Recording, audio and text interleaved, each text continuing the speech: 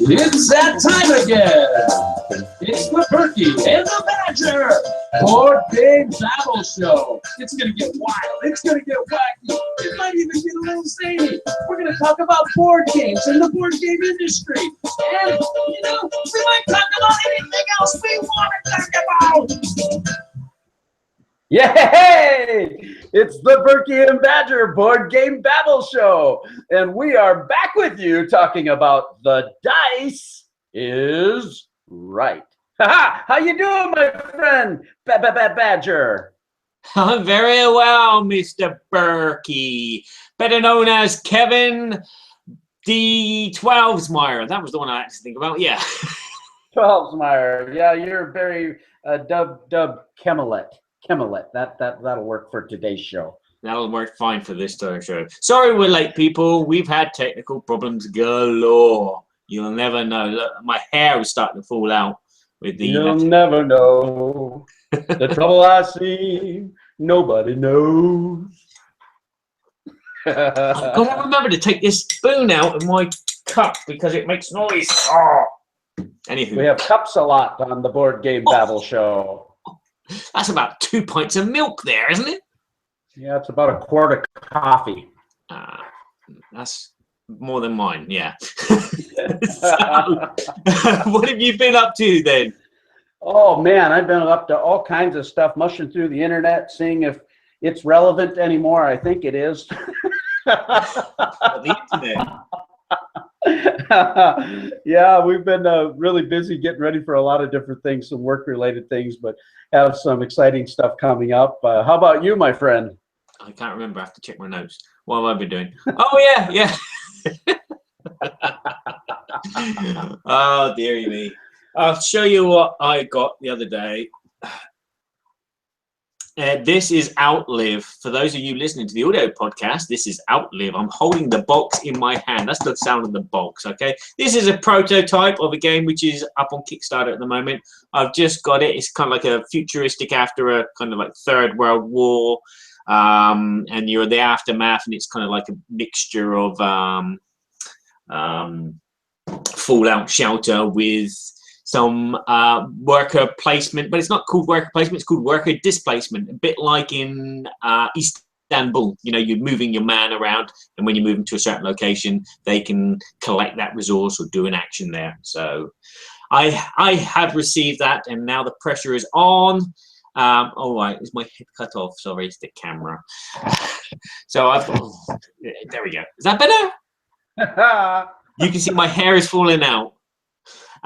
So yeah, I've got that to do quickly before the Kickstarter ends, and hopefully that will inform you if this game is worth backing or not for yourself. So that's a fresh from France too, right?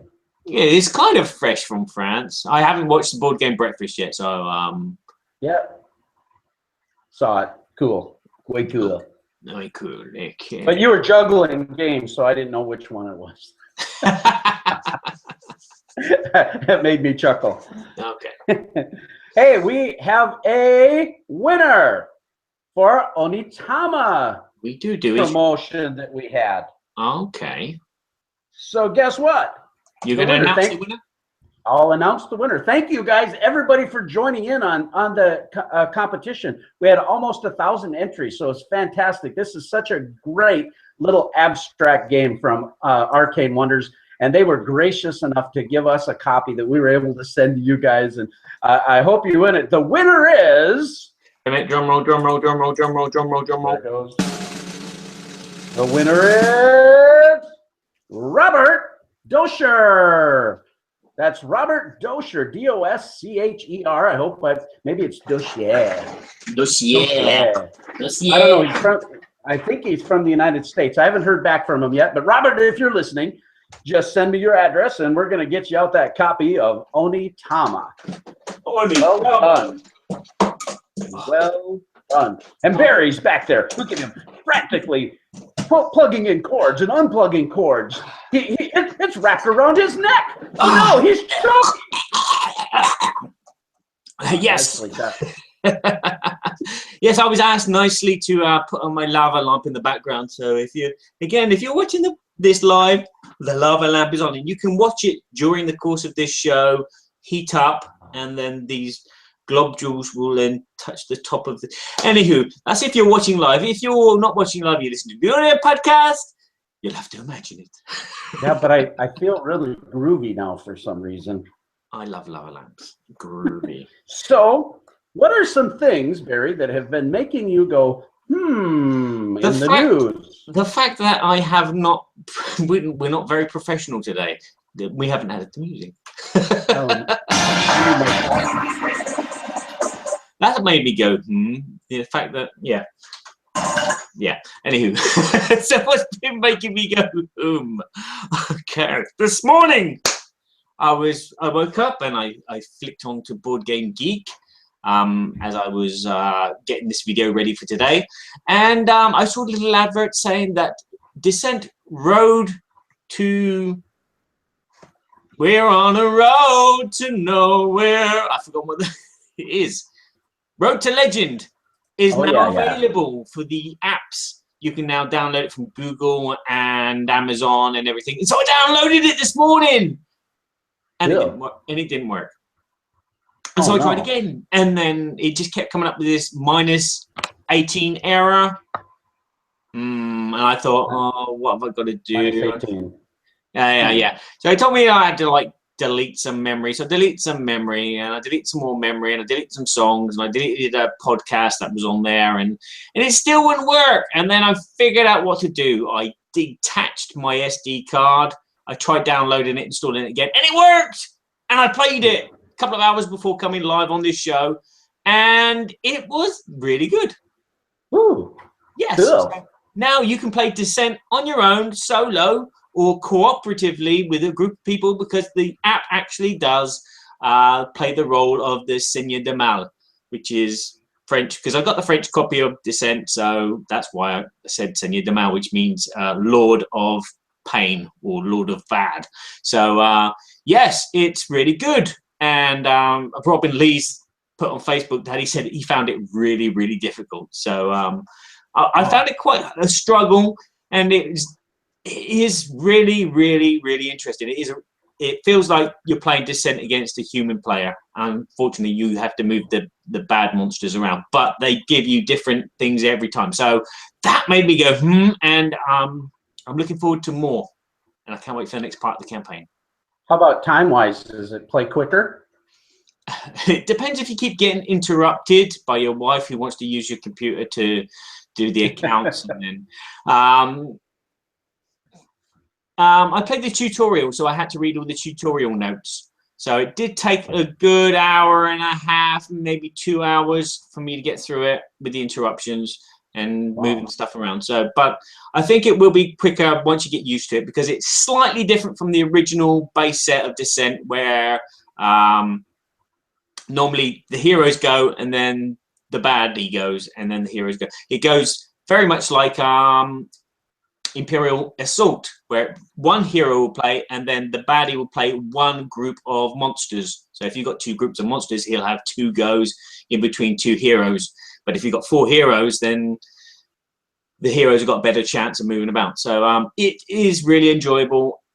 And as I said, I'm looking forward to playing more and see if this system really works. And if they port it into Imperial Assault, that'd be cool. I bet they will. Yeah, I bet that the implementation will probably be really close. And I was close to chucking out my Descent as well, because I got the French version, and I find it hard to play with my daughter. She can play Hero Quest because there's not much text, but there's a lot of text and it's a bit heavy for her. So I was going to chuck it out, but this app has made me want to buy more Descent expansions. Oh dear. And that will make the wife. That'll make the wife go, Yeah, that's for sure. Well, one of the things that have been making me go is one of my favorite topics, favorite themes in gaming. And Gale Force 9 has announced that Star Trek Ascendancy will be coming to a universe near you. Oh, this is awesome. I mean, this is the Klingons, the United Federation of Planets, the Romulan Star Empire.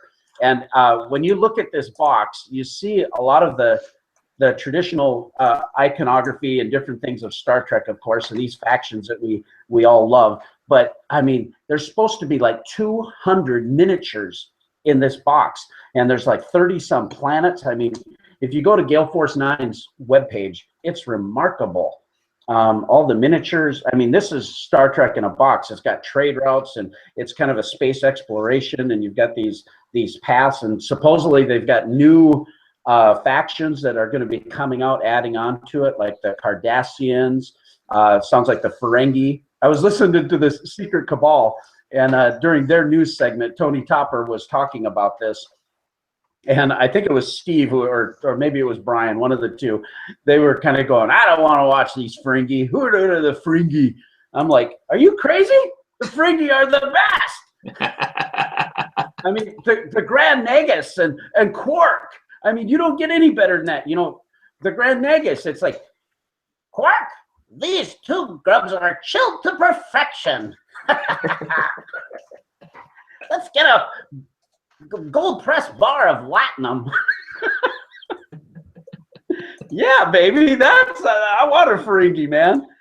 They're kind of like the bumbling idiots of the Star Trek universe, so you gotta have them in there. Yeah, you gotta have them in there. Ooh, someone's given it a 10 rating already. That's incredible. Well, it looks cool. It really does. I hope it is everything that I expect, because that's one of my most awaited. I've got several of them that I'm really excited about this year, but that one really kind of got me going, I like it. Okay. That's not the one which is the remake of Major Knight, no? No, that's the Frontiers, and that's coming from a different company. That's Andrew Parks and Volatile Shavatal. Okay. So, interesting stuff to look forward to then, haven't we? Woo-hoo-hoo. Yeah, exactly. Lots of good Star Trek stuff. So we might as well just move right on to the good, the not so bad, and the ugly. The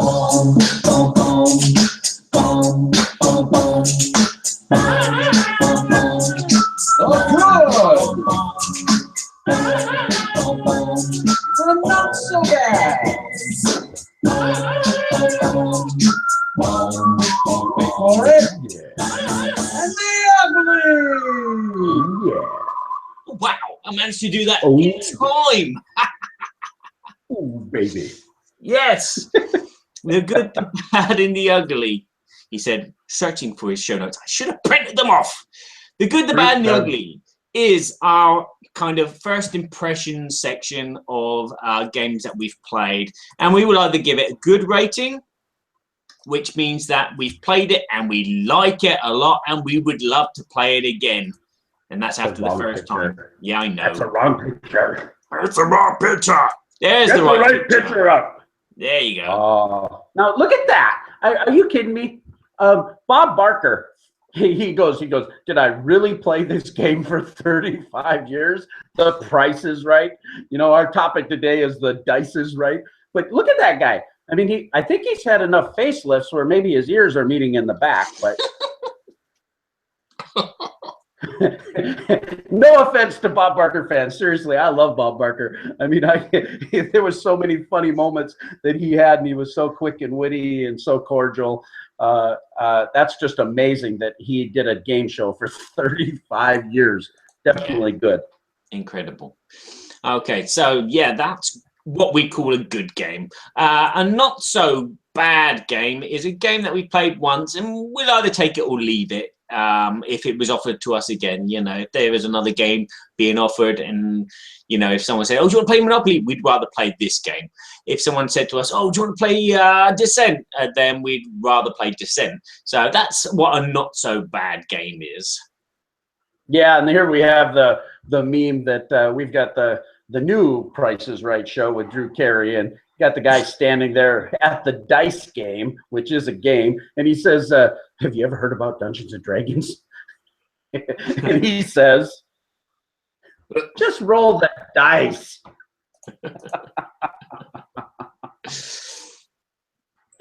Oh, that's funny. And then an ugly game is a game after we've played it just the once, we've decided that this game should be given away as a prize in a game show. It is ugly. Ugly. There's Drew Carey. Look at him. Poor Drew Carey. He says, do you believe this is where I ended up on The Price is Right? If only this dice game would just go away. Yes. Oh, poor Drew Carey. So, would you like to go first, my good friend? Oh, I could go first. Oh, you could. I could go first. We played a game that was really fun. That is a game that is a re-theming, and I don't know if I call it a re-implementation necessarily. Maybe some people would, but it's called Survive Space Attack. Survive Space Attack is by Stronghold Games, and it's basically this re-theming of the game Survive, Escape from Atlantis, where the island is sinking and you're trying to get on lifeboats and you're trying to get to shore, and whoever gets their meeples to the shore, there's little numbers on the bottom of the meeples ranging from 1 to 6, and whoever gets the most meeples with the most points wins the game. Well, that's a classic game that has been very well loved. Julian, this will be future Barry, but Julian, I'm thinking Julian Edelman, that's a wide receiver. What? Julian Cortland Smith. Julian Cortland Smith designed that game. Fantastic game. So now they come out with Space Attack. And basically you're all on this space station, but the space station is blowing up. And it's designed by the Inglesteins. Jeff and his kids have designed this. Now, basically what's happening in this thing, you're trying to get on your little spaceships and get off and go to the warp zone or whatever. And if you get your astronauts off there, then you're basically the same as in Survive, except there's some additional things. There's these laser turrets where you can shoot, you know, the different monsters that are trying to get you. You got the Big Mama monster, whatever she's called, and all that stuff. And basically that's the game. We played this last weekend. I had purchased this and got a really good deal on it. And I wasn't sure if I wanted it, to be honest, because I already had Survive and we really like Survive. So tell me what you think about that. Okay, right. If you like Survive already, and it's a space theme, and I can imagine you pretending to play this while you're actually replicating Deep Space Nine, being a Trekkie that you are. Whether or not, I don't know if you like Deep Space Nine or not. You might be one of those Trekkies that say, Deep Space! I prefer Babylon 5. Yeah, I've been watching Babylon 5 lately, by the way. I got the whole set of 5. Tip my hat. I'm in the first season. Yes. It's taken me a while to catch on, but I'm starting to catch on. Yeah, the first season was a bit hard, and it's nice and dark. I liked it because it was very dark the first season, but it got lighter as the seasons went on. But the first season sets up so many wonderful things which happen. So, where were we? Yeah. Where were we? I don't remember. But we're still in space. We're just doing a space attack game. So. Okay. I'm going to say that you think this game is good because you like Survive, and I can see the space theme appealing to you, and you know, just transforms the game into a slightly different variation, which kind of ties in with our theme as well, the dice is right, where games have been turned into dice games. This is a game that's been turned into a Star Trek game. Yeah, so, basically, Barry, ta-da, you're right. Thank you. Oh, Bob Barker gets to show his face again. Oh, yeah. The good. Yeah, oh, Bob Barker. Yeah, no, I don't know that you absolutely have to own this game if you own Survive. To be honest, I don't think I need to own both of them. I was able to get a really good deal on it. I struggled with even buying it. I picked it up at this one convention for $20, which I probably wouldn't have bought it if it would have been, you know, $35. Not because it isn't worth $35. I think it is. But because I already owned the old game with all the expansions, and we were just fine with that. There's a couple of little twists with these laser turrets, and the monsters are just a little bit different. You do feel like the space station is blowing up. There's a few little movement things that are a little bit different. I think they did a fantastic job with components. The artwork is very fun. It's got kind of a kind of a cutesy, cartoonish artwork, and yet it feels like it. Not unlike almost kind of Galaxy Trucker, humorish type of fun. I don't know. I thought it was really good. I think if you don't own Survive and you like this type of game, there's a little bit of take that in there. So if you're playing with people who are overly sensitive that you're going to kill their astronauts or kill their, people, then you might want to it might not be the type of game for you. But in my opinion, very good. Well done again by Stronghold Games. Okay, I don't know if you've already answered this, but Kabuki Kid on YouTube is asking, is there room in the collection for both of these games? Both versions? Yeah. Kabuki, how you doing, buddy, old pal? Yeah, no, I think there's room for it. They are slightly different. Personally, I don't need to own both of them, and I actually gave Space Attack as a gift to one of my best friends in our gaming group. So in a sense, it's still in my collection because I can go play it with him anytime I want to. But I bought it, so that kind of tells you a little bit that I think it's a fantastic game. And they are similar, though. So if you just prefer a theme over the other, or if you like both of them, I don't think it's necessary. It's kind of the way I feel about it. But okay, so let's check on the lava lamp.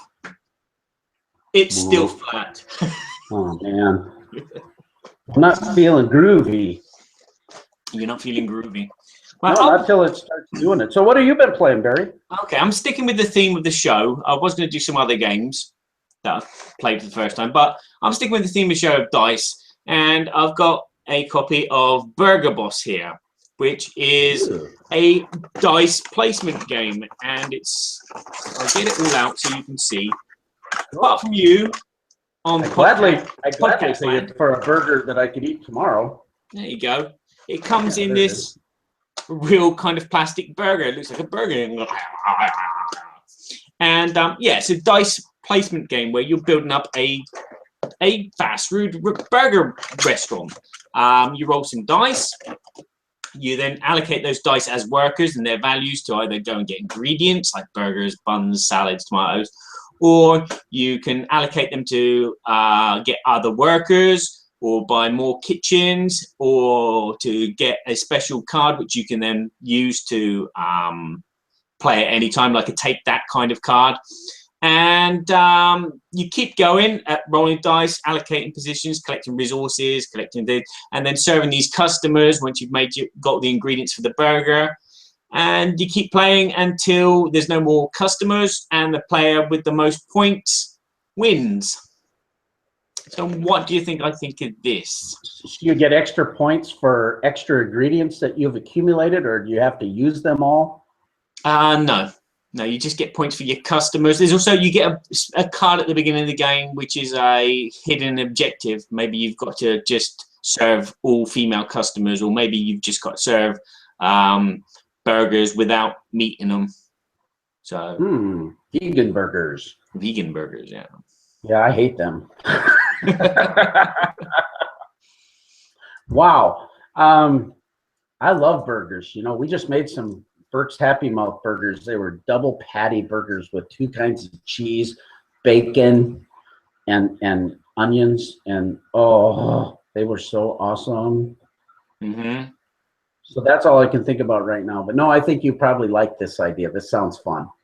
So I bet you say it's good. Bang! Not so bad. Not so bad, I'm afraid. I found it works. All the mechanics fit together. The theme works, everything, but it's just a bit dry. And again, I've played a lot of games which are dice worker placement games, and this one just feels very weak and very simplistic. The components are the artwork is gorgeous. The components are a little small. You've got these little small discs. I would get them out, but they probably fly everywhere. And they represent your cheese, your burger, and they're really small. And then you got to stack them to make your burger. And if you're making like a super mega whopper burger, which is like 6 of these discs, and then you slide them around on this card because there's no board. Everything's on cards, plural, Barry, plural. You have to say the S and the T. And it just gets a bit, you know, someone moves your card a bit and it falls over, and that's a bit annoying. And then getting out these little bits and little bits. I hate little bits, laddie. Get in my belly. No, this is a good game. It works, but for me, I can either take it or leave it. I'd rather play Kingsport thingy doobie with dice, or Kingsburg, or there's lots of other dice worker placement games which I think are a lot better. Yeah, this is very sounded light. like a fun theme. It is a fun theme. Yeah. But yeah. I mean, you'll have to try it. You'll probably like it and love it. But it's kind of zombie dice of the worker placement game. But I played another. We'll talk about it later. I played another dice game that has dice element in it anyway, and I haven't played it enough to make an evaluation yet. But it's interesting how some dice games really hit really well. Some dice games so, and it sounds like you know there's other ones out there you prefer. So yeah. Now I've been playing another game, and this is a game by Czech Games. I actually had the opportunity to demo this game with none other than Sir Paul Grogan of Gaming Rules. Where's the fanfare? Where's the fanfare when you need it? Paul Grogan, Gaming Rules. Well, this is kind of funny because I had the opportunity to meet Paul Grogan at BGG Con this year, and I didn't know who he was exactly when I was demoing the game, and then all of a sudden it hit me because we had the game Last Will, and we watched this video that Paul made for Last Will. I was so impressed with the video. The animation and the rules explanation was so fantastic, and I was so impressed. And all of a sudden it clicked, and I go, "Are you the guy from the video?" And he goes, "Yeah, I'm the guy." And, yeah, I'm the guy. And anyway, we ended up having just this great time at BGG Con, and he gave me his shirt, and we went out to the Straight 8 barbecue, and since then we've gotten to be friends with Paul. Well, he likewise did. Yeah, the one on his back. Yeah, the one on his back. Wow. Yeah, that's dedication for you. That's love. Well, there was headlines all over BGG Con. You know, Englishmen running around naked in BGG Con. That's why I don't go there. Oh, you don't know what happens out there. What stays at BGG Con stays at BGG Con. Yeah, something like that. Sorry, there's an image of Prodigals Club. Yeah. Prodigals Club. Well, Prodigals Club is kind of the next step. It's a standalone game in this series. The thing about Prodigals Club is you're doing things almost in a backwards fashion. It has this Brewster's Millions feel. Well, rather than trying to gain money, you're trying to lose money in Brewster's Millions, for instance, the movie. The game plays much like that. Rather than trying to gain public approval, you're trying to wreck your reputation. And I find that very interesting. There's also some economic tracks, and you're trying to lose your value of your properties.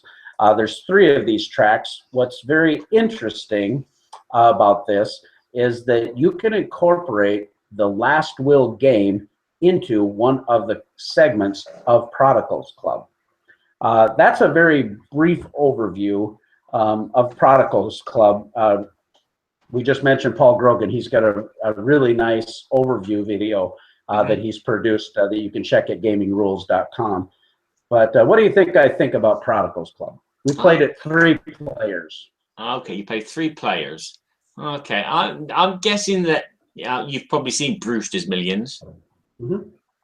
I haven't. Yep. Oh, you gotta watch it. John Candy and Richard Pryor. Oh, Richard Pryor! Does he swear? Oh yeah. I like it. Do ducks fly? Okay. Okay. I think you. Go on. Do I like sausage?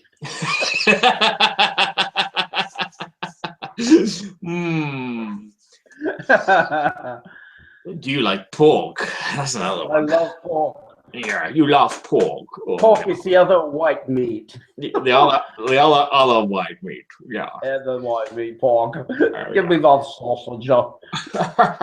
I'm going to say that you've got the giggles. You're crying. Yeah. Don't cry for me, Kevin Burkhartzmeyer. So tell me what you think, my friend. I'm going to say that you think it's good. Ta-da! And that means It's good. Yeah. Another Bob Barker. Yay. There he is. Well, what do you say? You know, I bought the game because I had demoed the game and playing it there. My best friend was at BGG Con with me too, and Barry got to play this with another gaming group. We both bought the game. It was finally became available to us. I didn't buy it at the convention just because of traveling and everything. It's hard for me to pack up a lot of stuff, but when it came out, and then it sat on my shelf of shame for a while, and I just kept looking at it, wanting to play it, but just didn't have the right opportunity. We got it out at the game group. We watched Paul's video together. It's only a 9-minute video, so you can see the rules are reasonably easy to get through. There's a lot of things going on in this game. There's 3 different tracks that you have to manage, and the thing is, the highest score of the 3 different areas, that's your score. So you have to manage all of them carefully. I happened to win the game, so that was a plus. That's not why I ranked it number 1 or a good, because I can rank a game good and lose it. That happens to me most of the time. But no, it just everything just clicked, and you kind of felt like you were one of these English goofballs just trying to get it wrong. Aristocrat, yes. Yeah, you're insulting people, and you're you're trying to sell your property at a loss because you made a stupid move. And I mean, it just was a lot of fun. The whole group loved it. We want to play it with the different player counts. I think it's going to be a little tighter with the 4-player count. You flip the board over. We looked at that though and started analyzing that, and we're going to bring that back to the table again and do that. We want to even get to the point where we add the Last Will module to it. I think that's going to add some extra depth. So it's not that this is a simple game. This is definitely a medium weight, game, but it's not hard to grab a hold of and super well done by Czech Games. Okay, super. Okay, the last game I'm going to talk about is another dice game, and if you follow me down here into this dark corridor of pain, the corridor of pain, the dice fly at you, the dice mace. Yes, I'm going to be talking about Elder Signs, which I picked up a couple of weeks ago because I've heard lots of good things about it. Wow. It's a dice version of Arkham Horror. For those of you who don't know what Arkham Horror is, Arkham Horror was an old game from Richard Lonius back in the 80s, where it is based on H.P. Lovecraft's work of Cthulhu. And in this game, it's like a shortened down version where you're rolling dice and sending investigators out to solve clues to close these gates to stop these big kind of monsters from another dimension coming through. And so you're rolling dice, and then you're trying to match the symbols up of your results on to get weapons and try to, the game just keeps going, and you roll dice and you move you move there and you do that, and you move there and you do that, and eventually you lose because that's Arkham Horror and that's Elder Sign. It is a tough slug of a game, and I played this solo because I wanted to play a game solo, and that's why I got this. And I thought it's quicker to set up than Arkham Horror, which is great. I love playing Arkham Horror. I got this and I thought, yeah, set this up. 2 minutes you've set up and then you're playing. So I'm babbling. Yeah, well, I got to say that you'll say this is good for sure. You think? Oh, yeah. Oh, come on. Come on! Was it? I want to say ugly. I really want to say ugly, but I can't say ugly because I keep playing it. And if I said it's ugly, I wouldn't play it again. So it must be bad. Not so bad, huh? It is just a luck fest. I cannot see the game in this game at all. But yeah, I keep trying to play it and trying to find the game. As I said, you got an investigator. You've got these zones that you can go to, and they're like cases to solve. And the way to solve them is to roll the dice and get the results which match the case. And it is just pot luck. It's like putting 10 cents in a one-armed bandit, pull the thing, and hopefully you get 3 barrels, but you don't get 3 barrels all the time. And it's like, and so you're rolling the dice, you're losing life, you're losing sanity, and then you're thinking, well, maybe I should go here. This one looks easier. And then you roll the dice, and then you get the results that you wanted on the last zone you were in, and it's like frustrating, and it's I really didn't like it. I really don't like it, but yeah, I still keep trying to play it and trying to see what is good about it. Maybe I should play it with other people. Maybe I'll pick up a strategy from someone else, you know, that I haven't seen. But the game is there, if you were playing it with other people, is there going to be interaction with them? I haven't played that game either, but I heard good things about it.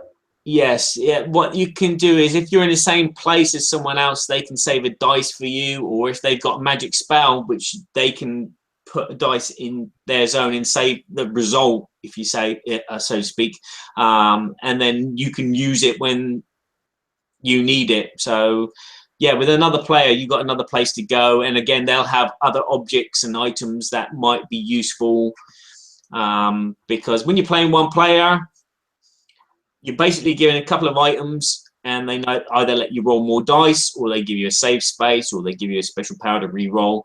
But once you've used them, they go away. But maybe with 2 or 3 players, each player has more cards, so you got more chance of solving a crime or a scene, you know. The artwork is nice, fantastic actually, because it's ripped from Arkham Horror. The components are a bit piddly, again, finicky, small little tokens. You know, you can't see where you've placed your investigator. But there's something about the game which just keeps drawing me back. I want to find the goodness in it, but I can't at the moment. And well, so, I bet it has to do with player interaction and dice mitigation and some of those things. And some games just aren't really designed well for solo play, even though you can do it. Yeah. And for those of you that have played Elder Sign out there, tell us what you think about it. Go to the BGG Guild 2248 and tell us what you think about Eldridge. You know, positive or negative. Let us know what you think. Okay, on YouTube at the moment, we have the Dukes of Dice. He's booing me. Outer Signs is awesome, he says. Yeah, way to go. Which Duke? Which Duke is booing us? I don't know. It's probably the Duke of Awesomeness. The Duke of Awesomeness. Well, it could be Watchdog Alex. It could be Sean Ramirez. It could be Matthew too. He does a lot of work for the Dukes. So okay. Yeah. Okay.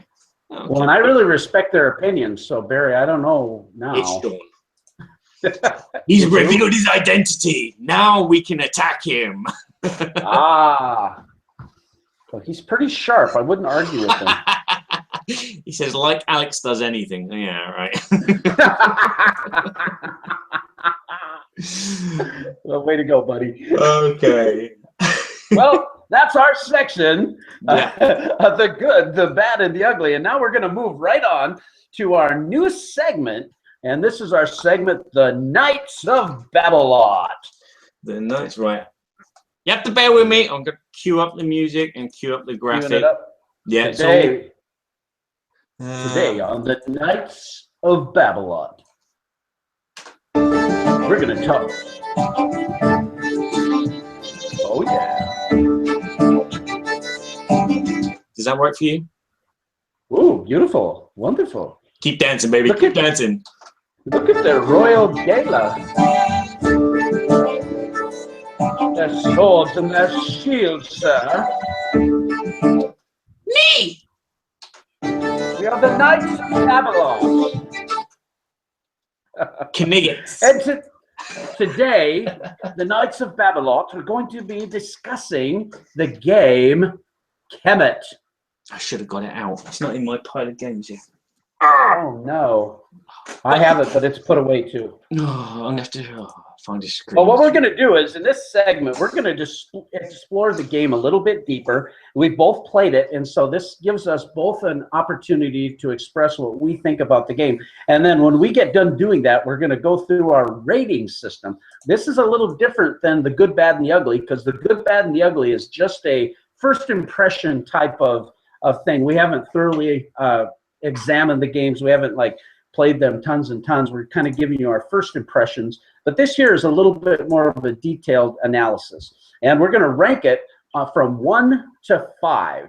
Barry, do you want to go through and you want me to go through and explain our 1 through 5 rating? Yes, please, while I flick through some images of Kemet here. There you go. Number 5, our rating for a 5 is that we absolutely love it. We must own it and we'll play it whenever possible.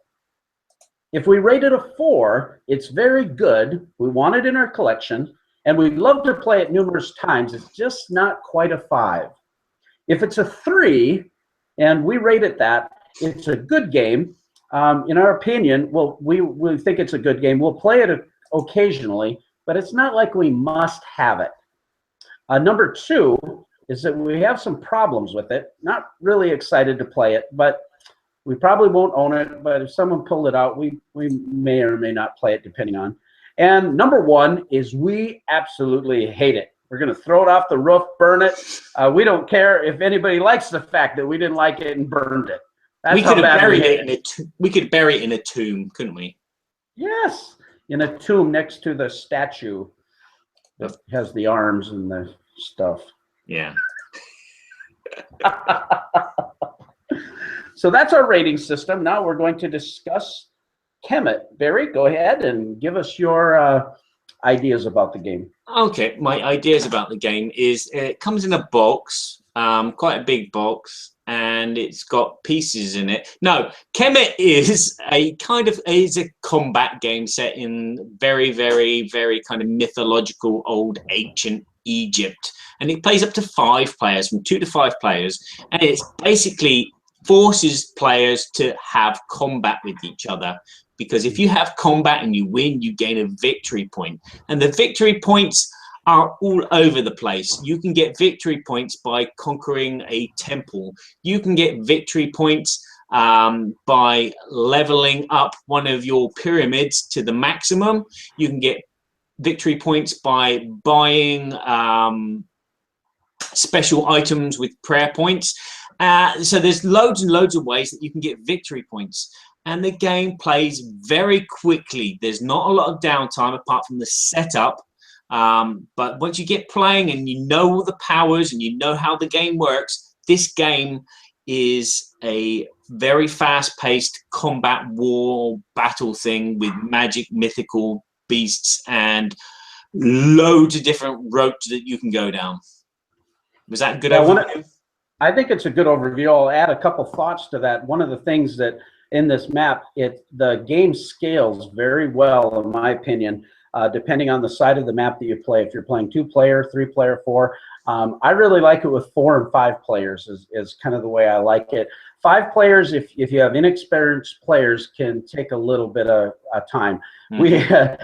It's funny, the Dukes of Dice, they're listening here, but we had this epic, incredible battle at Dice Tower Con last year, and this game must have lasted over 5 hours.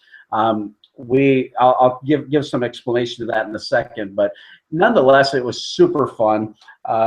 One of the things that I think this game promotes is like you say, attacking. This is not a game that you really sit back and turtle too much, because if you do that, you're going to lose some of these points. And the key thing about these points, some of these points are permanent points, and you can get tiles from different levels. Usually, most of them I think are at level 3. I think there might be one that's at level 2, where you can get a permanent point if you expend your pyramid, action to do that, and that gives you a permanent point. Generally, you're going to play to 10 points. There's an 8-point version of the game as well.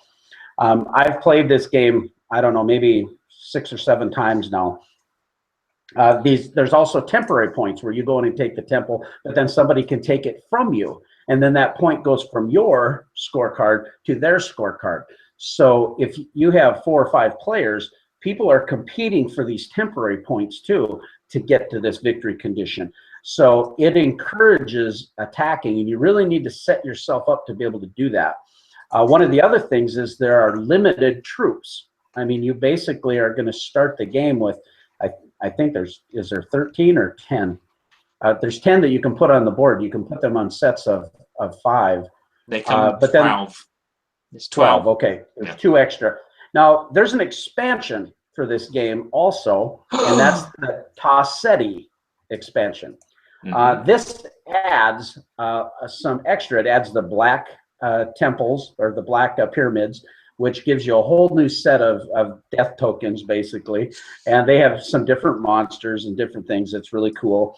But this priest track, you can move along the track and you can get special items that you can use with extra cards or extra abilities. Or you can try to move all the way to the end of the priest track and get a permanent victory point. Now that I've played with the Tassetti expansion, I'm talking about a lot of stuff here, but I really like that expansion there. Go ahead. You have another thought there? I've got a couple more thoughts, but let you jump in. Well, I've just looked at my logins, and I've played 4 times. And the last time I played was a couple of days ago because my daughter, who is 9, asked if she wanted to play it. She wanted to play a game that we haven't played before, and she picked that one out. And I was able to teach her the rules of the game quite easily, and she picked it up quite easily. Although she just wanted to walk around the desert for fun with big monsters, she just collected monsters and walked around and lost quite quickly, which was nice. But the rules are pretty much very simple.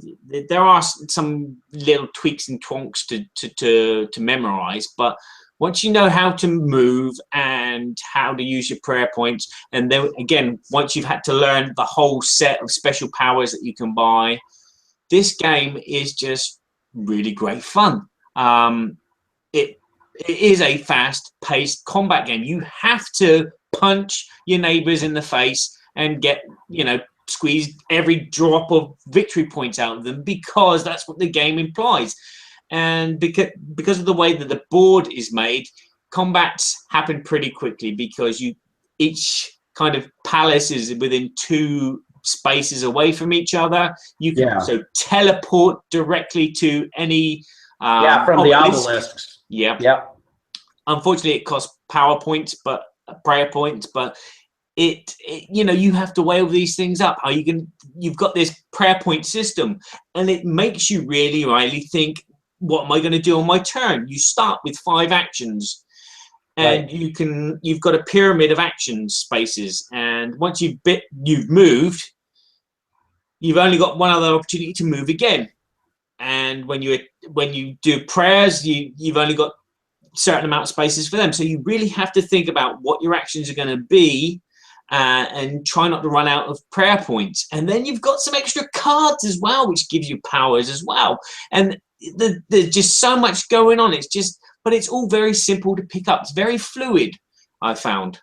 It's very fluid. And the engine building mechanism in that game, along with the action selection of those prayer points, and whether you're going to improve your pyramid so that you can go up the level in those different areas. You can get these fantastic monsters. You can get the scorpion, or you can get I love that beetle, that comes out there, and that can give you an extra +1 in battle, or it might be able to give you an extra defense, or there's so many different monsters. And when you add the Tassetti expansion, you've got these additional things, and how you strategically place those against where you're going, and whether you're going to try to maintain and hold on to an obelisk, or if you're going to go and try to do an attack.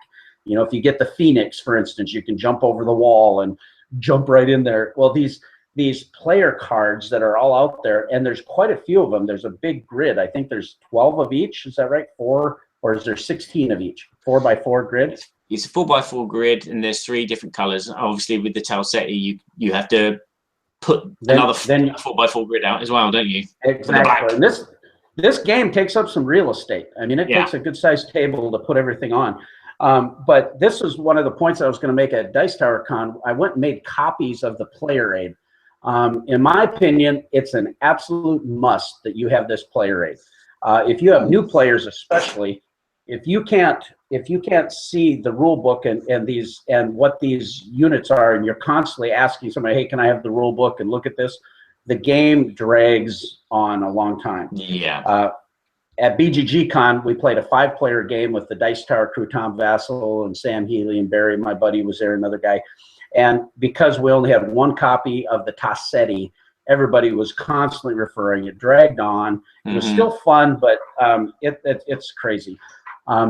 At Dice Tower Con, all I was able to do is get these black and white copies, which, because they're colors of red, white, blue, and black, print them out in color, you know. Get them laminated, even throw them in the box. If you go to a convention and you think you're going to play Kemet with someone else and you're not bringing your game, pack along your player aids. I'm serious. Because it allows you, because the game moves. You know, people are picking one. They might pick one that you wanted. Well, you might have to rethink your strategy at that point. Yeah. Yeah. I would agree with you. I mean, again, we've got the European version. So we have a player aid, which tells you what all the cards are and what all the tiles are. And we have one in English, French, German. So we've got 3 of them, and luckily we can read 2 of the languages. So that helps. That's something that should have been implemented into the box. But as you said, we photocopy in color because it'll speed up the game immensely. Well, I know there's on the BGG Guild, there's some player aids that you can print off. That they've done the work for you already. But I think Madagot, that's probably the only miss I see in this game, is that they didn't provide extras of these as player aids, because I think that's an important fluidity issue with the game. I think one thing too that is noted here is the battle system. These cards that you get for battle, they give you your hits or give you your defense, and you've got 6 of these cards. Basically, there's an extra couple when you add the Tassetti, but you're selecting which card. You get to select one of them, and it's hidden from your opponent, and then you discard the other one. You have to pick 2. You discard the other one, so you're kind of cycling through your battle cards. But then there are other divine cards that you can use to augment that battle card, and or with the priest track now with Tassetti, special abilities that you could use at that point, you know, to add a +1 to your attack or defense or something of that nature. And I think this battle system, it's always exciting. You're trying to remember what did he play that last time? Oh, he's still got his 4 hit left, or he's got his defense card, and you're trying to analyze the excitement of what's happening in this battle. Am I going to win, or am I going to have to retreat, or Yeah, the combat system is really good. There's no dice. It is card. You choose a card, you put it with your army, you add the army plus the card value up, and as you said, if you've played any divine cards, which you hide from the other player, so they don't know if you've played any or not, and then you reveal, and then you do the math. You see who's got the largest army, that person decides is the winner or the loser, and then you do the damage to the other player. So you kill off a few of their pieces, they kill off a few of your pieces, and then you just take your positions. One of you will have to leave that zone, or one of you disappears, or it is a fantastic kind of combat system for an army game. I don't know if I could compare it to Memoir 44. Would you? No. I would. You know, it definitely has this area control aspect. However, it evolves so quickly. You know, these spaces are being taken and reacquired, or you're going different places, because your bottom line, you're just trying to get all these points, and you're trying to gather those permanent points, but you also got to balance where these temporary ones help you. And from that aspect, I don't remember a game that's area code and has this type of combat that works like this. And I haven't played it yet. It's on my shelf of shame. Excuse me. Cool Stuff had a special, and I got Cyclades. Okay. And Cyclades, that's Greek mythology versus the Egyptian, but supposedly that has similar type of gameplay. It's different, but similar. Some people like it better even, but most people I've heard like Kemet better. But they have an expansion that allows you to convert the Cyclades and Kemet back and forth, so you can use the monsters with one another, all of that, and that seems really exciting to me. Okay, but you know, you were saying about you don't think there's another game like this. I would say Small World is a bit like this. It's very quick to put your armies onto the board and get control, and then attack each other.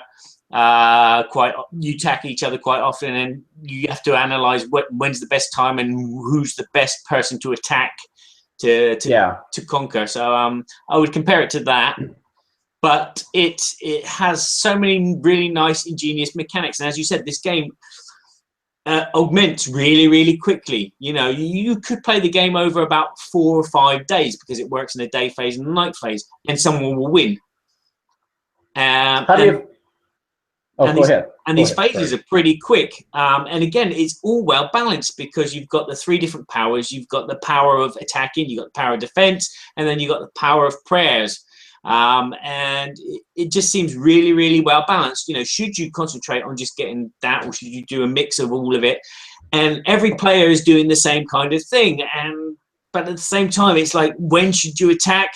You need to attack quickly to get points. You need to control that. And there's just so much going on, but you have enough in front of you to keep your brain ticking over nicely.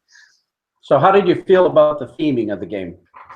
The theming of the game, kind of, it works. I mean, look at the dice. The dice are 4-sided pyramid dice, and they're big, chunky dice. Yes, chunky dice. You said chunky dice earlier. Yeah. Yeah, big chunky dice. Cubic. Oh, I can't say the name of it. Cubic Kid said, yeah, big chunky dice. And all they do there is they just keep score of how many times you pray to that pyramid. So if you pay to the blue, white, or the red pyramid. And you don't want to step on it, I can tell you that. Who would want to step on it? But the theme comes through in a way with the artwork, the style. The only thing that bugs me is, in regards to theme, is there's a couple of my men are bent and they look like they're doing the Michael Jackson moonwalk lean, you know. And that kind of ruins it for me. I just keep thinking of Michael Jackson when I move them around the board. But all you gotta do is throw them in a little hot water and then flash them in some cold ice water. They'll bend right back. Yeah. So what do you think about the theme? I like the theme. I love the artwork. I think they really, the map, the player boards that everybody gets, they're thick cardboard. I really like that. I think they actually have kind of a linen-ish type finish, which is really nice. They punched well, all of that. I hate it when you punch out components and then you have flash all over the outside of them, or it tears the paper. You know, I hate that. But no, I think the components are really great. All of the extra cards that you get for the different powers, those are really nice little squares. The only complaint is the box is a little bit narrow, and trying to put the expansion and all the stuff together, it's a little tight. Love the map and the fact that the map can be flipped over. The Tassetti expansion, I think all those components likewise are stellar, in keeping with the rest of the game. So I'd rank the theme and the components of the game really, really good. I think they work together. Yeah. So I think we'll probably just need to decide what we're going to do as far as our rating. Our 5, 4, 3, 2, 1. You know, absolutely love, must own. We'll play whenever possible. Very good. We want it in the collection. Love to play it numerous times, just not a 5. Or do we go down to a 3, 2, or 1? I doubt it. So what do you think? Oh, dearie me. It is really, really hard for me to decide on this game, because part of me wants to say 5 and part of me wants to say 4. The part of me that wants to say 4 is the part which, as you said, the reference sheets. You really need lots of them to keep the game flowing. And and without them, they just don't work. The game does scale well between the 2 and the 5 players, again, because you have the different maps on both sides of the board, so it does scale really well. The components are really good to a point. There's those little tokens which you put for marking your actions. Again, I hate little piddly things. You know, you want something bigger to cover over the whole image or something like that. And again, those tokens get moved on your little player board accidentally, so you don't know if you've got 6 prayer points or 5 prayer points because it's like teetering in the middle. There's little things about the game. As you said, the box size is not fantastic, but everything fits in there nicely for me because I don't have the expansion. The game mechanics and everything are stellar. Just amazing game to play, and that's why I'm dilemmaing on the 5 or the 4. Because it is a fantastic game. Again, the theme is not going to appeal to everyone, so I'm going to go. Anybody that's listening to us right now, I know they're rooting for Goodberry to come out. Not Bad Berry. Goodberry. I'm not bad. I'm not bad. It's just I haven't really analysed this game enough. Let me have a look at my Board Game Geek rating. I've given it a 9. So a 9 transferred into a 5 would be a 4.5. Okay, no split rating. Come on, buddy.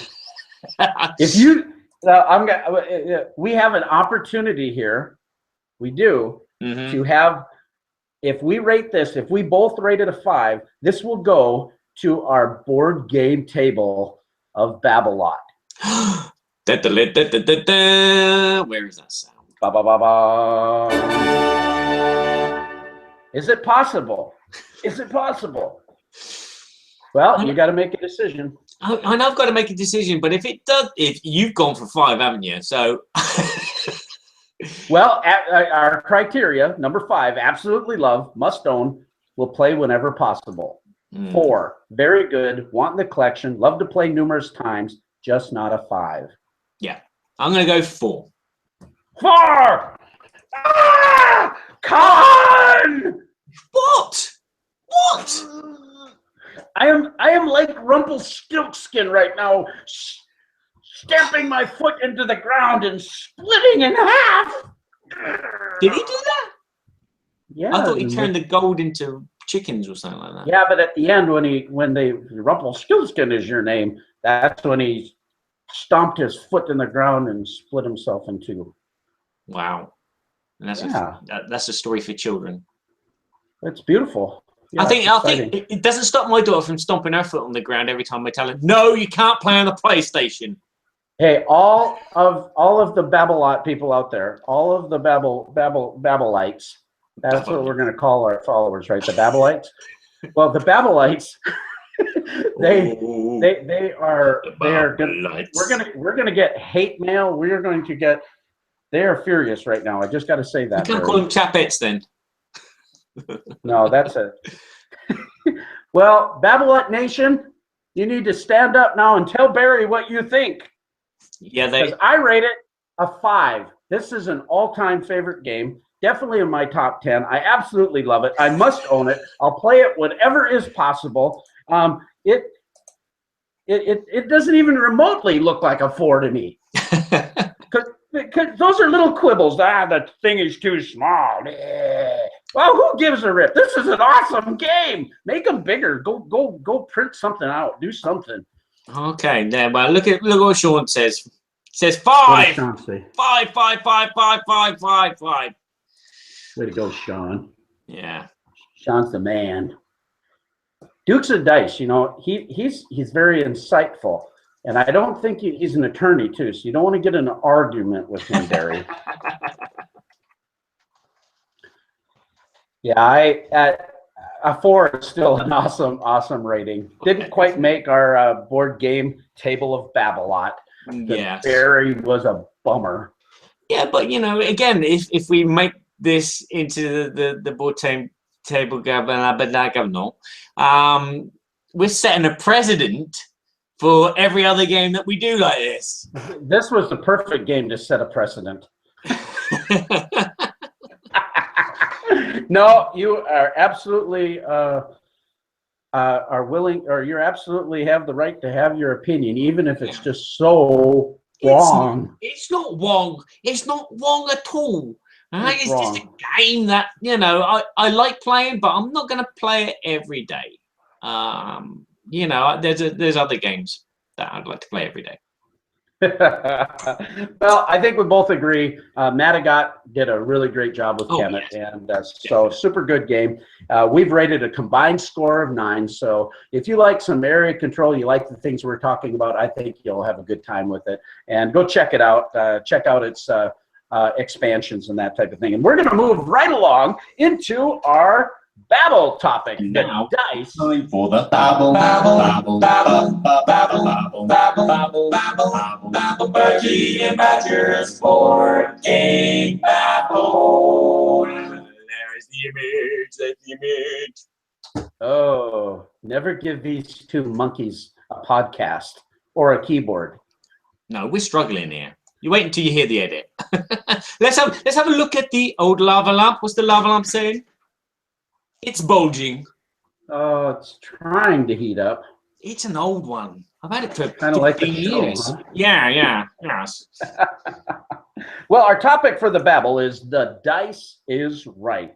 And we're going to be talking about dice games. You know, they seem to be popping up everywhere.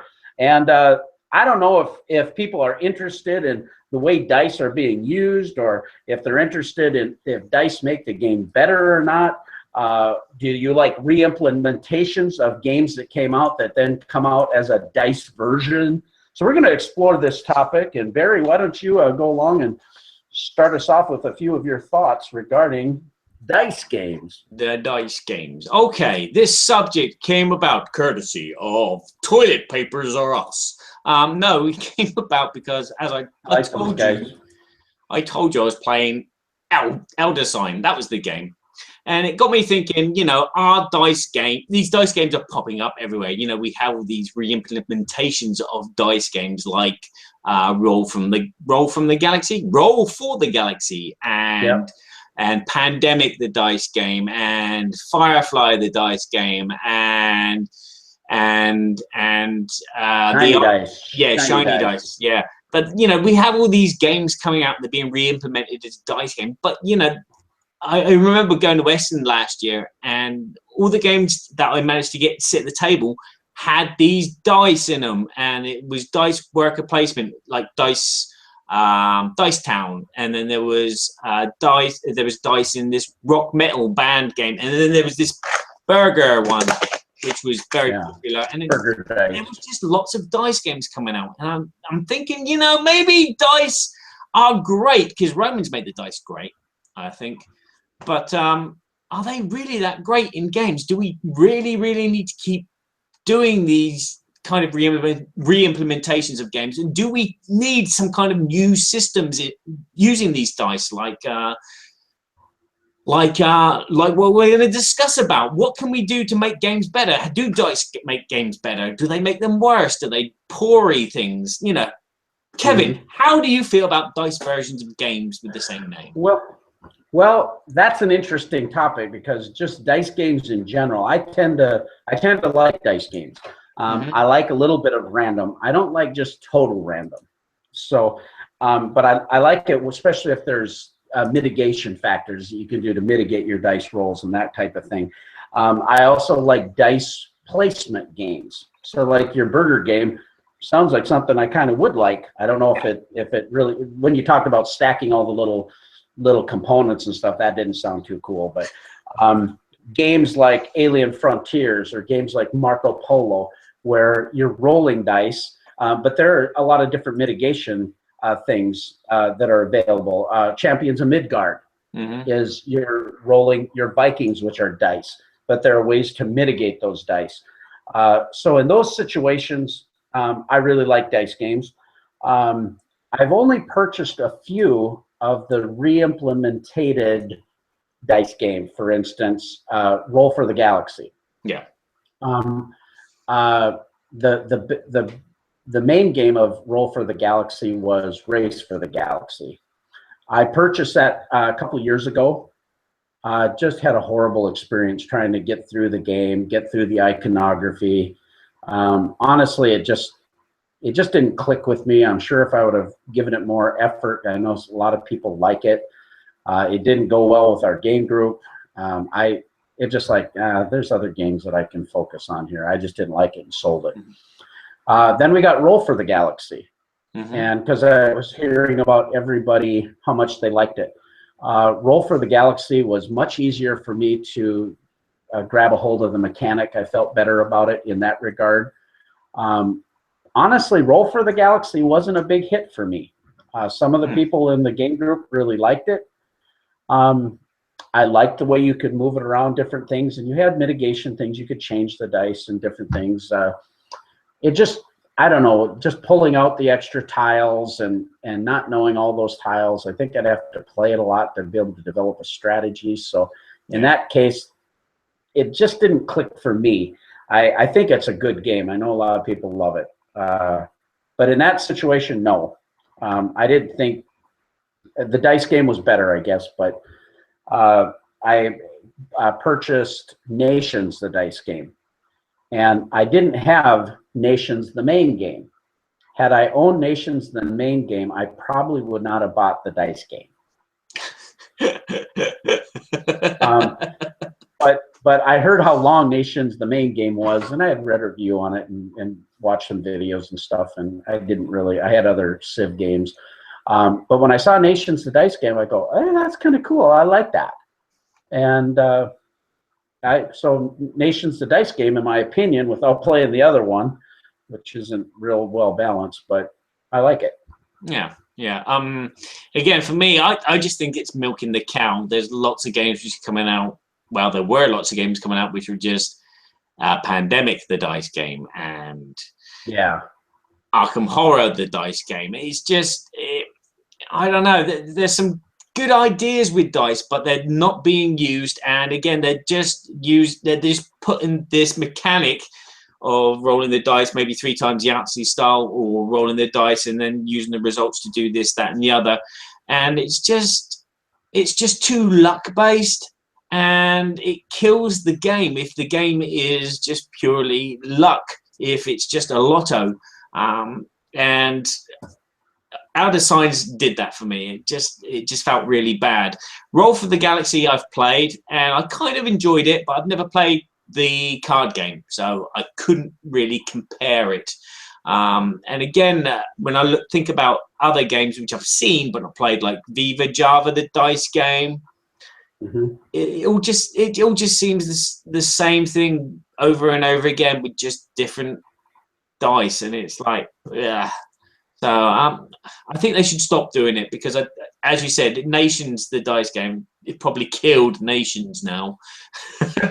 It probably did, but it seems like that the dice variants, if you will, or the re-implementation using the dice version of the game, it seems like it shortens the game or compresses things.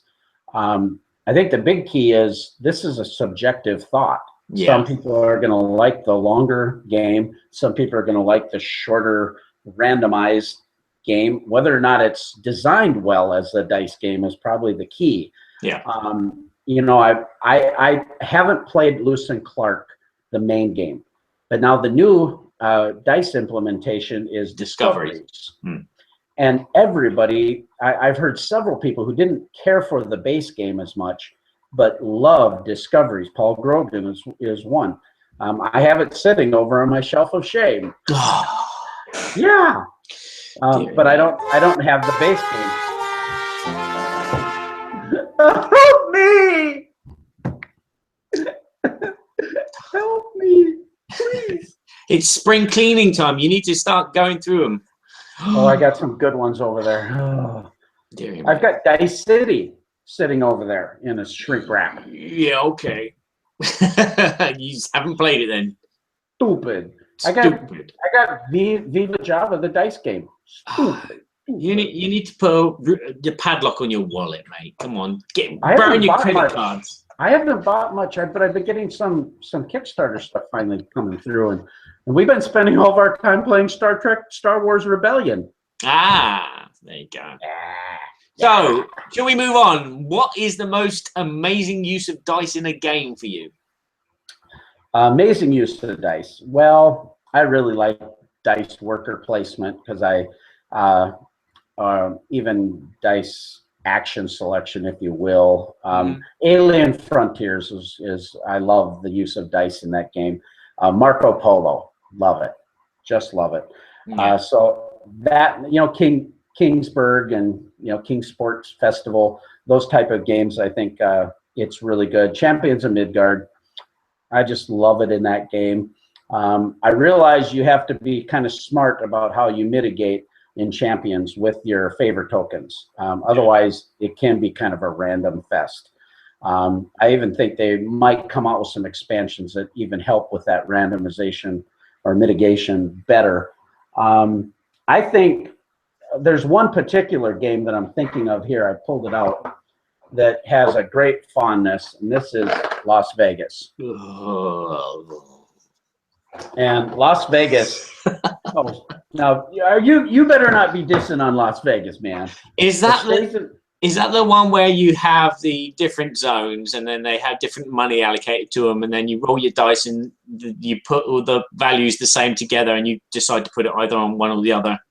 Yeah, you have 6 casinos. They each have value of over $50,000. Whoever has the majority of dice in each one is going to get the top amount of money. You play 4 rounds. It's definitely light. It's definitely gateway. It's definitely random. And yet there's a surprising amount of strategy in that light environment.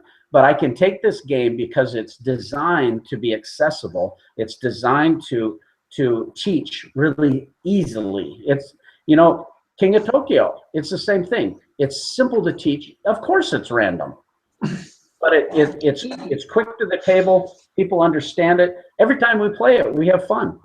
Yeah, yeah. I can understand Las Vegas being great fun because it isn't too long and dubious kind of playing time. And again, I've played it once, and it was a 6-player game, and it was fun to outbid other players and kind of like, you know, compete, pick someone else's top spot.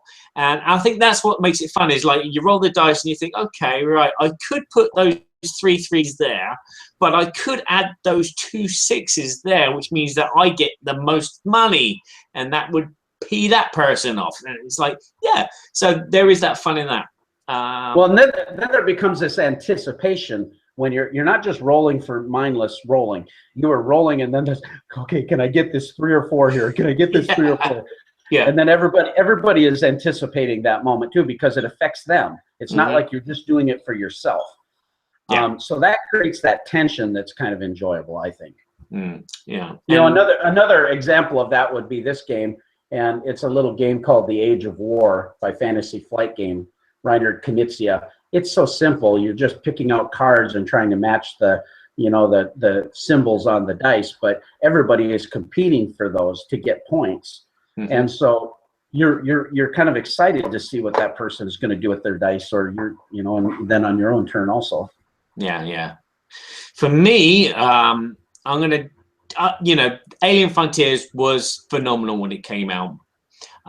It is rolling dice and then allocating those dice to locations to get your resources, or to, there were spaceships going off. And I liked that the later Kickstarters, they changed the actual dice into spaceships with sides that you can throw in whatever the result. Yeah, but that got canceled. Did it? That whole thing, yeah, the whole thing got canceled. They're saying that they don't have any production. They couldn't work with the producers, and from what I understand, it's one of the prominent producers out there. So it's like their whole Kickstarter for that is totally botched, and you can't get the rocket dice now. Oh, pooh. Yeah, that made me really sad, actually, because I thought that was a really cool thing. Yeah, so I mean, yeah, when Alien Frontiers come along, it blew my mind, and playing it was fun. But as I said earlier, there are just too many now. Roll the dice, place them to get resources, games out there now, and it's saturated entirely with these types of games. But the thing is, the great thing is that people are doing other things with dice. I'm going to talk about Apocalypse Chaos, which is a dice rolling game. And then you have to use those dice to the best of your abilities to solve the problem, which I think is a fantastic idea, because the game is not just typically rolling dice all the time. Although that is the major thing you do on your turn, you roll your dice. But then there's the whole negotiation of how you use those dice and how you distribute those dice, and then planning out the actions and attacking. And that takes the game to another level of strategy and of pleasure and of cooperation, unlike a lot of other games, which are just purely zombie dice. You roll the dice, pick them up, roll the dice, pick them up, roll the dice. Zombie dice is fun because it's quick and it's mindless. Yeah. But when you have that mechanic, like I'm saying, with Arkham Elder Sign, it's just pick up the dice, roll them, pick up the dice, roll them. It just becomes a mindless bore, especially when you can't get the results that you want. It's specific results. There's not enough randomness on it. And that. What do you think about then dice games that include like a speed element? You know, like Steam Park, for instance, where you're rolling really quick to get all the things. And then what was this? The Space Duel, Space Cadets, the dice. Yeah, I haven't played the Space Dice Duel Cadet Doobie one, but yes, I didn't think I'd like Steam Park because of that. Because just before that came Escape from the Curse of the Temple, which was a speed kind of game where you're working together to get. And Steam Park was a dice game where you're rolling dice really quickly to get the results that you want, and hopefully you weren't cheating, or the other players weren't cheating. Sorry, because I don't cheat. No. I kind of like it. It's kind of interesting because you can roll your dice and not get any results that you want, but if you built the right things, you can mitigate all those dice and buy more land, because there's always something you can do with the results of the dice, which is fantastic. So it works in that kind of respect. It's not a fantastic idea because it's rolling dice all the time and you can cheat and you can knock and dice will fall off the table with stuff. But it works. It works. But for me, games like Apocalypse Chaos, King of Tokyo is pretty good as well, because it takes Yahtzee and makes it into a game. I wouldn't go as far to say that King of New York was better, because it's more complex, and for a game which is just 100% luck of the dice, well, nearly 100% luck of the dice, I don't think it works. It's too much depending on the strategy, and you just random element of the dice. So yeah, I would probably agree with you. Generally out there, especially in Euro games, I think strategy would probably be sacrificed when you implement a dice mechanism, unless it's really well designed with mitigating factors that really allow you to think that through. I'm interested in what people think about this, so they can check us out on the Guild, or if you're watching live, you can give us a question or a thought you might have on this. But basically, for speed games with Steam Park, my family loves that game, and there's always this crazy tension to grab that first tile, because if you get your stuff and put it on your piggy bank first, then you're doing that. But generally, I don't like chaos games. Games that are chaotic like that, they just kind of fry my brain. When we played the Dice Duel, or whatever it's called, Space Future Barry's going to have to help me out. I know the Engelsteins did a great job with it. It's got this great Star Trek-y feel to it. My son loves this game, and we played it with 8 people, and people just thought it was awesome. They loved it, but I was the commander, and trying to keep track of what people were doing, and people were rolling so fast, it just kind of blew my mind, and I was like, I don't feel like I'm doing anything. It's happening too quickly that I can't even think about what I'm doing, and that kind of thing. So generally, speed games are not my gig, but okay. So what's the worst implementation of a dice in a game, or a dice in games? Well, it's got to be roll and move. Just roll your dice, do it. What are you gonna do? You know, there's, you know, you roll it, you're stuck with what you got, and you go. Now, I've played a ton of those games. We used to play this game called the farming game, and then subsequently they made the construction game. And you're acquiring either your type of farms, but then you're basically rolling around the map just like Monopoly. And if you land on one that allows you to collect or sell, you know, that kind of stuff. And while we had fun with it, and there was some anticipation, come on, four, you know, we had fun with it, but there's no strategy, so it's just kind of mindless fun, like you're saying. You just have to understand, well, we're just going to see what happens. Yeah, for games roll and move, I try to implement. I had an extra dice on top. So for like Parcheesi, not Parcheesi, Monopoly, I roll 3 dice, and then you can use any 2 results however you want. It drags the game on a lot. It's a good idea. It gives you a bit more strategy. It gives a bit more control over the game, but it does drag it out. And again, Parcheesi, I think I do it as well. I think there's one. Is that one? There's 1 dice in Parcheesi. That's a good thought. Yeah, there's a game that just recently came out, and I wish I could remember what it is, but it was dice. It was like you put the dice in a bag, and so it was like a bag building for dice. You know what I'm thinking of? No, but you put dice in bags. That's a good idea. Yeah, I like that. Well, well, it's kind of like Orleans. You know, you're pulling these tiles out of the bag, and so to do different things. And this was supposedly the same type of mechanism. And I thought, well, that could be kind of interesting. Well, that's not very good. But I'm not going to agree with you about the roll and move, because Jamaica's roll and move. But you can mitigate the dice by putting them in different orders depending on the cards that you got. And I find that a really great game. And it's roll and move. I love Jamaica. Yeah, no, there's a situation. I agree with you. Yeah, what about Formula D? That's roll and move. It's sitting on my shelf for shame. Oh. Let's see if I can mention another game on your shelf for shame. Let's think. Okay, have you got Fun Farm? No. Okay, for me, the worst implementation of dice is combat. I like combat in game with dice. Well, I used to, but there's a point where it's just terrible. When you just Defenders of the Realm, I like it. It's a great game. But, you know, just rolling a dice and hoping that the result is higher than the number you need is not fun. Arkham Horror as well. Again, you mitigate that like by adding more dice, but the more dice you have, the less chance you have of rolling what you want. I don't know how that... Jeff, can you tell me how that works, mate? It's just...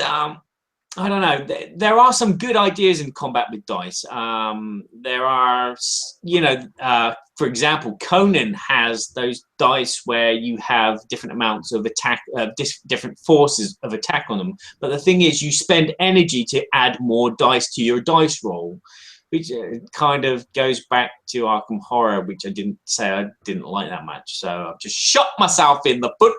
Ching! But yeah, I'm kind of getting bored of combat with dice. Apart from maybe Descent and Mice and Mystics, because they have more than 1 symbol per face, so they do extra things. So there's a bit more to think about. I always prefer a nuclear submarine to a pair of dice for warfare. Are you talking about Red October? Yes. The ballistic missile ship, Red October. Red October. We shall park off their largest city while they listen to their rock and roll music while we conduct missile drills. Yeah, so go back to combat anyhow. I always kind of laugh when we play Heroscape. I keep doing that. Heroscape. My daughter will pick up these big monsters and they like roll 8 or 9 dice for attacking. And I've got these little armies, you know, they roll 2 for defense. And I still manage to like fend off their attacks.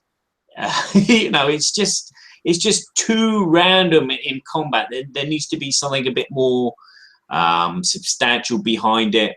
Maybe some kind of power which gives you a base to work on, but combat. Well, one of the classic examples, I think, too, has to be Risk. You know, that is a combat dice rolling. You know, you plan all of your strategy. You're doing your best to have the most people in a place to take it over, and you roll dice, end up not doing it, and then the game, you can shoot yourself in the foot, where sometimes you can't even recover from it because you lost all your troops just because the dice didn't go well for you.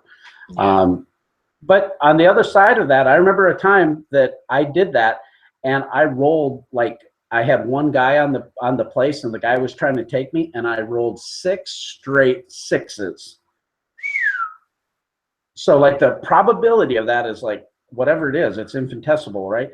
But it happened, and we still remember that, and that was this crazy fun memory, even though it totally blew his strategy, and that shouldn't really happen in a game. It's probably not that well designed, but at the same time, we had fun. Yeah. Now, I think that's the main thing, is having fun. Yeah. Okay. Shall we move on to the next part of the question? Do we like the randomness that dice add to our games, and when is it too much? Well, the only thing that I can say about that, I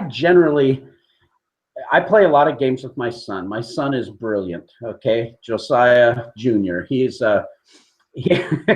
this guy, he reads a rule book as quickly as anyone I've ever seen. He understands how to teach the game and does so very well. In addition, develops a strategy while he's reading that. I've never seen anything like it. It's just brilliant. And he will play these games. The reason I'm using his as an example, he will play a lot of Fantasy Flight games, for instance. Star Wars Armada is one of his favorite games. It's definitely dice rolling. There, the lava lamp is moving. Look at it. Oh, oh yeah. Squirrel. Marty said we weren't supposed to reference squirrel. Okay, it's copyrighted, is it? Yeah, he copyrighted the squirrel. Chipmunk. And Marty, if you're listening, yeah, we'll do chipmunks. I expect my squirrel shirt soon. Cheese sandwich. Moon pie. So anyway, in Star Trek Armada, you're rolling dice, but he has gotten so good at the different usage of abilities with the characters that he selects and the type of ships that he selects, that he is formulating his best odds in those scenarios. Okay, what is the odds if I roll 3 dice of this color versus 2 dice of this color if I have this character with this ship? And so the depth of strategy is really quite intense. It's using dice, and he might pick the best strategy and the best odds by formulating all that, and yet not have the dice roll the way he wants them to roll. He does tournaments and stuff. He said, "Yeah, the dice just weren't great to me." And I said, "Well, why do you do this? You love deterministic games," but he loves the thrill of that, trying to analyze and strategically what's my best option, and then if it happens, it happens, and he's excited. And if it doesn't happen, it's a disappointment, but he formulated it. So in that essence, he's not bothered by it. Personally, because I play those type of games with him, and he's so much sharper than I am when it comes to that, I like the fact that there's dice, because I feel like I have a level playing field then. Yeah. Yeah.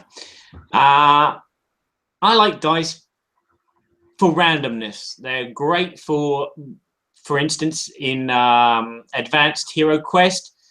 I did say it right. Hero Quest, Hero Escape. Hero Quest. In Advanced Hero Quest, you generate your dungeon with dice, which is fantastic, because when you're playing on your own and you don't know where this dungeon is going to go, and it generates the rooms and it generates what's in that room, and you have these tables to reference from.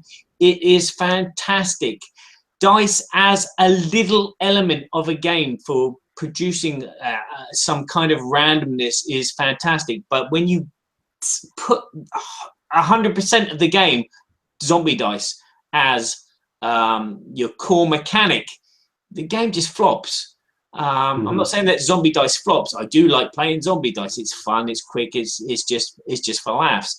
But you know, if you're going to bring out a game which is going to be an hour long and it's just dice, and you can't roll what you want, and you can't mitigate, or you haven't got some other thing on top, Yeah. You can't just use dice as a solid mechanic. And again, Escape. That's one reason I probably won't ever play Escape, Curse of the Temple, because it is just dice, dice, dice, dice, dice, dice. It doesn't work for me. Whereas Steam Park, it works. Well, I think one thing that we probably will both agree with is that dice have definitely been a main standby and component in a lot of board games. Mm-hmm. And so it's very prevalent in the industry. Obviously, people must like it or they wouldn't be buying these games. And, you know, Marvel Dice Masters was a huge success. You know, so whether you like that or not, the industry is definitely understanding that there's a desire for this type of game. And you seen any comments on this from anyone listening? Yeah, I just asked around, and on Facebook we had Rob Lucas say that his favorite dice rolling game is Roll for the Galaxy, and his least favorite is Dead of Winter. He obviously has his characters killed off quite easily by that D12. Yeah. And on YouTube we have Kubla Kid, who says the worst dice game is LCR. I do not know what that is. But Alien Frontiers, probably from the top of the head, is their best dice game. That's nice. Yeah, I don't know what LCR is either. What is LCR? LCR. Maybe the voice. Sounds like a band. Yeah, or LCD. ACD. ACDC. ADCAC. ABBA. It's a band. Yeah, it's a band. Yeah, no, I think that's a great topic, and I think a lot of it has to do with taste and their style of gameplay, and so I think there's room in the hobby for it. I definitely think that dice games should be thoughtfully designed so that it does take out some of that random, so that people can strategize with it. That's kind of my feeling on it. But yeah, I would like to say that, you know, in regards to, people might be saying that dice is a random. What about decks of cards are random? Well, I would disagree that decks of cards are random, because they are constructed in a way that they should make the game balanced. Every card that you're possibly going to need is in there. So whereas a dice, you could roll 15 times the same result, whereas a deck of cards, you're going to go through that deck of cards 15 times and get those results. So. Yeah, and that kind of comes back to the topic of game design and how randomness works in a game, whether they're using dice, cards, or other elements to do that. So, yeah, it's a great topic. Tell us what you think. Go to our Board Game Guild 2248 and tell us what you think about the dice games you love, the dice games that you hate, how you think dice could maybe be better implemented in a game, or things you'd like to see happen. I would love to hear from you on that. Join us on Facebook at Berkey and Badger on Facebook, or you can join us on Twitter at the Berkey and Badger, or Kimpek, Kimpek, or Badger the Brave at T-Balance O Power. Yes. There you see our... Now, one thing, too, we want to let you guys know is that we are on iTunes and Stitcher Radio. This live podcast that you're seeing on a Google Hangout is actually going to be professionally designed and audio edited by the great master maestro, Mixmaster B. No, seriously, this is awesome. This production that Barry does, I've listened to the audio podcast myself, and I went, "Oh, that was really cool." So I must subscribe to that podcast. Oh, wait a minute, that's me. Woohoo! Well, that's how we get our numbers up. You keep subscribing and unsubscribing, then subscribing. Yeah. So we'd love to hear from you too, you know, and if you go to iTunes or something like that, we'd love to get some feedback from you and likes, and we'd love to get some stars so people could actually see about our show. We're relatively new, but we're coming up on a 1-year anniversary and just having a lot of fun with the industry. Next week, a couple weeks from now, we have a special guest coming on the show, June 6th. We've got none other than Dan King, the Game Boy Geek, going to be on the show with us. And Barry, you're going to be we're going to be together on the show with Paul Grogan from Gaming Rules shortly. Sir Paul Grogan. Sir Paul Grogan, always say. Sure, cheerio. Cheerio. Hello. Cheerio. Hello, Hello. Bean. I got my cup of tea. Hello, Paul. How are you? Slice of tea. I'll have a slice of tea and a cup of cake. Well, why don't you send us on off? Thanks so much, guys, for being here on the show with us. Hope you enjoyed it. Yes, thanks very much. And don't forget to like us on Board Game Links as well, so we can at least get ahead of that Perfect Information podcast thingy jobby. Yeah, and Rodney Smith and Dyson Names and the Secret Cabal and the Dice Tower. So that's when pigs fly, right? Yeah, that's when pigs fly. Thanks for watching, thanks for subscribing, and thanks for putting up with our babbling. Woohoo! Woo! Play. Play, monkey, play! We're so glad we had this time together. And now it's time to go. It won't be long until we have another show. So keep us in mind, get online. Turkey and Badger will be back in no time. Blooper time.